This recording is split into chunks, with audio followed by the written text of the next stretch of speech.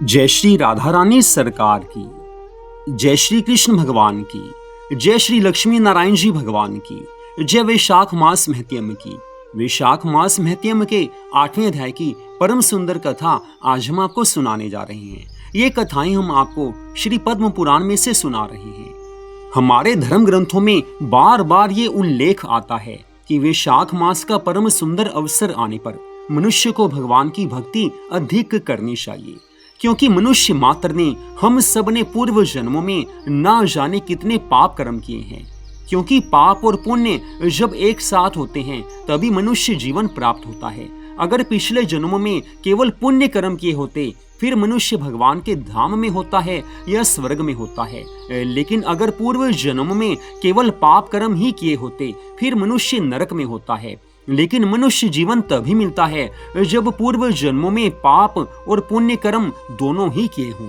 तो अब मनुष्य जीवन मिला है तो 84 लाख योनियों में सर्वश्रेष्ठ इस मनुष्य शरीर को प्राप्त करके जो अपना मन प्रभु चरणों में लगा देता है, भगवान सदा उसकी रक्षा करते हैं। लेकिन वैशाख मास में मनुष्य जो भी भगवान की भक्ति करता है उसका फल अनंत गुना होकर प्राप्त होता है। वैशाख मास में प्रातः स्नान के नियम का पालन करना, उसके बाद भगवान की पूजा आराधना पूरी सच्ची श्रद्धा भावना से करना, सुबह शाम तुलसी जी के समीप दीपक जलाना, तुलसी जी की पूजा करना, भगवान की कथा सुनना और भगवान का जो नाम सबसे ज्यादा प्यारा लगता हो भगवान के उसी नाम का जाप करना, जितना हो सके दान पुण्य करना, जितनी शक्ति हो। यानी कि दान में ये देखा जाता है कि किस भावना से दान दिया जा रहा है, ये नहीं देखा जाता कि कितना दान दिया जा रहा है। तो जो भी है उसमें से कुछ न कुछ दान अवश्य करना चाहिए।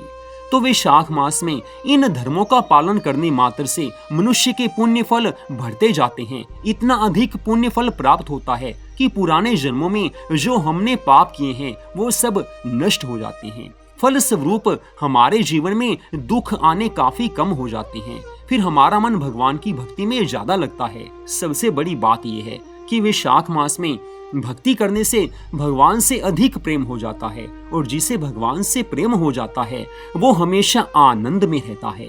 जीवन के अंत समय में उसे भगवान के वैकुंठ धाम की प्राप्ति हो जाती है। तो 8वें अध्याय की कथा इस प्रकार है।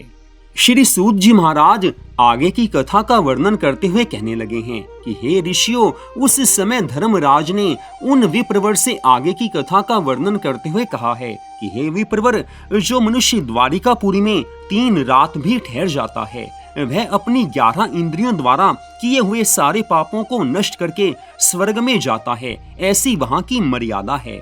वैष्णव व्रत अर्थात एकादशी के पालन से होने वाला धर्म तथा यज्ञ आदि के अनुष्ठान से उत्पन्न होने वाला धर्म, इन दोनों को विधाता ने तराजू पर रखकर तोला था।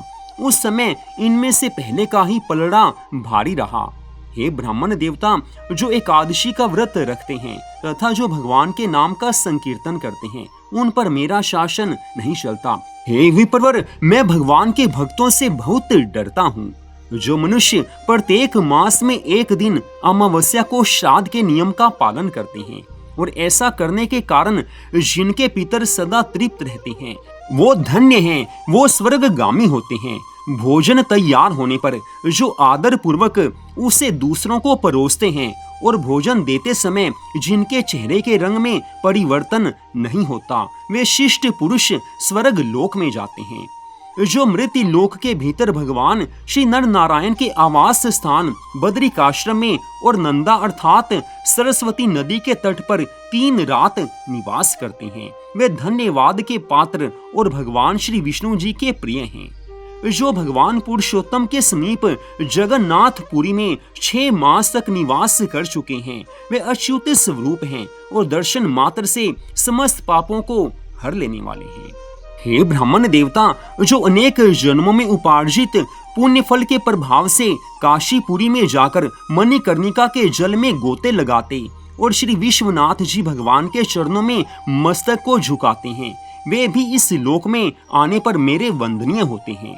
जो श्री हरि की पूजा करके पृथ्वी पर कुश और तिल बिछाकर चारों ओर तेल बिखेरते और लोहा तथा दूध देने वाली गऊ का दान करके विधि पूर्वक मृत्यु को प्राप्त होते हैं, वे मनुष्य स्वर्ग लोक में जाते हैं। जो पुत्रों को उत्पन्न करके उन्हें पिता पितामहों के पद पर बिठाकर ममता और अहंकार से रहित होकर मरते हैं, वे भी स्वर्गलोक के अधिकारी होते हैं।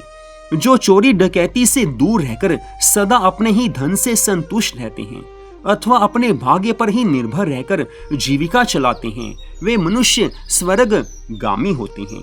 धर्मराज, जिन्हें यमराज भी कहा जाता है, यहाँ स्पष्ट बता रहे हैं कि जो मनुष्य चोरी डकैती से दूर रहते हैं, जो अपने भाग्य के भरोसे रहते हैं, मेहनत करते हैं, अपने धन से ही अपनी और अपने परिवार की जीविका चलाते हैं, वे मनुष्य इस जीवन के पश्चात स्वर्ग में जाते हैं। लेकिन अगर वही मनुष्य भगवान की भक्ति भी करते हैं तो सीधा भगवान के वैकुंठ धाम में जाते हैं।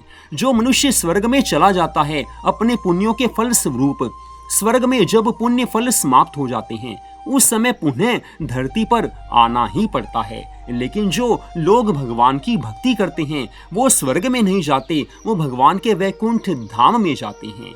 अर्थात मनुष्य शरीर प्राप्त करके अपने मन को भगवान की भक्ति में अवश्य लगाना चाहिए।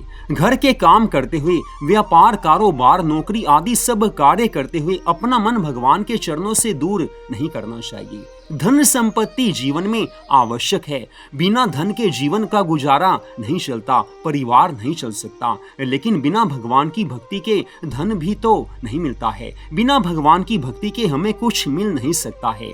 धन आएगा लेकिन अपने साथ शांति नहीं लेकर आता, लेकिन जो धन प्रभु की कृपा से मिलता है उस धन से जीवन में शांति भी आती है, प्रभु की कृपा भी मिलती है।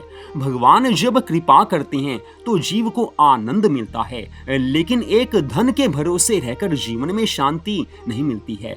लाखों करोड़ों ऐसे लोग हैं जिनके पास करोड़ों रुपए होंगे लेकिन उनका मन भगवान की भक्ति में नहीं लगा हुआ। ऊपर से हमें ऐसा लग सकता है कि वो आनंद में हैं, लेकिन वास्तव में उनके पास भगवान की भक्ति नहीं है, उनके पास असल में कुछ भी नहीं है। क्योंकि यहाँ से जाने के बाद जब मनुष्य की अंतिम श्वास निकलती है तो धन तो यहीं रह जाएगा, लेकिन भगवान की भक्ति उन्होंने नहीं की। फलस्वरूप जो धन संपत्ति से प्रेम करते हैं जीवन के अंतिम समय में वो भगवान को याद नहीं कर पाते, वो सीधा नरक में जाते हैं। लेकिन जो लोग भगवान से प्रेम करते हैं, भगवान उनकी सभी मनोकामनाओं को पूर्ण करते हैं, उन्हें धन भी मिलता है, संपत्ति भी मिलती है। उनका कोई काम भगवान रुकने ही नहीं देते, क्योंकि भगवान अपने भक्तों का कार्य खुद संभाल कर रखते हैं। आज आगे की कथा का वर्णन करते हुए धर्मराज अर्थात जिन्हें यमराज भी कहा जाता है, उन ब्राह्मण देवता से कहने लगे हैं, जो मधुर वाणी बोलते हैं, कभी गलत शब्द का प्रयोग नहीं करते, जो सबसे मीठा बोलते हैं, वो लोग स्वर्ग में जाते हैं। जो दान धर्म में प्रवृत्त तथा धर्म मार्ग के अनुयायी पुरुषों का उत्साह बढ़ाते हैं, वे चिरकाल तक स्वर्ग में आनंद भोगते हैं। जो हेमंत ऋतु अर्थात शीतकाल में सूखी लकड़ी, गर्मी में शीतल जल तथा वर्षा में आश्रय प्रदान करता है, वह स्वर्ग लोक में सम्मानित होता है। जो नित्य, नैमित्तिक आदि समस्त पुण्य कालों में भक्ति पूर्वक श्राद्ध करता है, वह निश्चय ही देवलोक का भागी होता है। दरिद्र का दान, सामर्थ्यशाली की क्षमा, नौजवानों की तपस्या, ज्ञानियों का मौन, सुख भोगने के योग्य पुरुषों की सुखेच्छा निवृत्ति तथा संपूर्ण प्राणियों पर दया, ये सद्गुण स्वर्ग में लेकर जाते हैं। ध्यान युक्त तप भवसागर से तारने वाला है और पाप को पतन का कारण बताया गया है। जो भगवान की भक्ति करता है वो भवसागर से पार हो जाता है, लेकिन जो मनुष्य पाप कर्म करता है वो सीधा नरक में जाता है। ये बात बिल्कुल सच है, इसमें संदेह की गुंजाइश ही नहीं है। हे ब्राह्मण देवता, स्वर्ग की राह पर ले जाने वाले सब साधनों का मैंने यहाँ संक्षेप में वर्णन किया है। अब तुम और क्या सुनना चाहते हो? तो आज धर्मराज जी ने ब्राह्मण देवता से बताया है कि स्वर्ग में कौन जाता है, नरक में कौन जाता है। पहले उन्होंने बताया था, जिस कथा का वर्णन हमने 7वें अध्याय में किया है, कि नरक में कौन लोग जाते हैं। फिर बताया कि स्वर्ग में कौन जाता है। लेकिन यहाँ पर हम आपको बता दें कि स्वर्ग में मनुष्य तब जाता है जब उसके पुण्य कर्म अधिक होते हैं। तो मनुष्य स्वर्ग में जाता है, लेकिन स्वर्ग में जैसे ही मनुष्य के पुण्य कर्मों का फल खत्म हो जाता है, उससे फिर से मनुष्य जीवन की प्राप्ति होती है। लेकिन जो इस मनुष्य शरीर को प्राप्त करके पूरी श्रद्धा भावना से भगवान की भक्ति करते हैं, भगवान से प्रेम करते हैं, वे शाख मास में जो सब नियमों का पालन करते हैं, जिनके मन में एक ही भाव है कि हमें भगवान को प्रसन्न करना है, वो ना तो नरक में जा सकते हैं न स्वर्ग में जाएंगे। वो सीधा मृत्यु के पश्चात भगवान के वैकुंठ धाम में जाते हैं और सदा सदा के लिए वहां पर उन्हें आनंद की प्राप्ति होती है। वहां पर वो भगवान की सेवा में लीन हो जाते हैं, वहां से वापस नहीं आना पड़ता है। तो मनुष्य मात्र को अपने जीवन में ऐसे भक्ति करनी चाहिए कि जीवन के अंत समय में ठाकुर जी की याद आए और मनुष्य वैकुंठ धाम में पहुंच जाए। भगवान की कृपा से वैकुंठ धाम प्राप्त होता है, लेकिन ठाकुर जी उसी पर कृपा करते हैं जो भगवान की भक्ति करता है, जो भगवान से प्रेम करता है। भगवान धन नहीं चाहते, भगवान ये नहीं चाहते कि हम सारा दिन भगवान के मंदिर में बैठे रहे, क्योंकि कार्य भी तो करने हैं, संसार के काम जरूरी हैं। भगवान केवल यही चाहते हैं कि मनुष्य जहां भी रहे मुझे याद करे, मेरे नामों का जाप करे, अपने धर्म कार्य करता रहे। परिवार की पालना भी जरूरी है, लेकिन भगवान की भक्ति करके परिवार की पालना अच्छी हो सकती है। जो कार्य करें भगवान को याद रख कर करें तो वो काम भी भक्ति बन जाता है। भगवान से प्रेम होगा तो जीवन के अंत समय में ठाकुर जी की याद आएगी और मनुष्य वैकुंठ धाम में पहुंच ही जाएगा। लेकिन इस धरती पर जब तक मनुष्य रहता है, भगवान की भक्ति करता है, तो भगवान उसे सब सुख संपत्ति आनंद देते हैं। तत्पश्चात जब जीवन का अंत समय आता है, वो मनुष्य भगवान के धाम में सदा सदा के लिए पहुंच जाता है। तो आज की इस कथा को आपने सुना, आप सबका हार्दिक धन्यवाद। अगले भाग में आप वैशाख मास महत्यम के 9वें अध्याय की कथा को सुन पाएंगे। जय श्री राधा रानी सरकार की, जय श्री कृष्ण भगवान की, जय श्री लक्ष्मी नारायण जी भगवान की, जय वैशाख मास महत्यम की, जय सद्गुरुदेव श्री बंसी वाले महाराज की। जय जय श्री राधे, जय जय श्री राधे, जय जय श्री राधे श्याम।